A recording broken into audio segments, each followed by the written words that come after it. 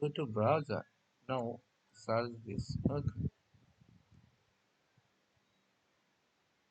Click on here. Download a Bluestack. Okay.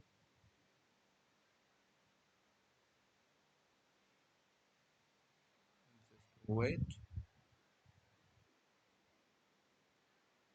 Already I have downloaded this file. Okay. Just open my file. Click on yes. Now click on update. Agree. Now Bluestack is downloading only 159 MB. Okay. Just wait.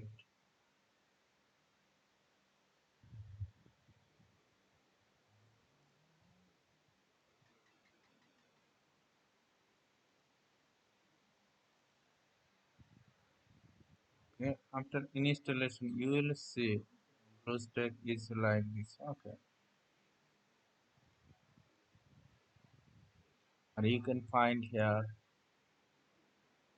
Bluestack X. Okay. You can open it and you will see this type of information available here. So thanks for watching.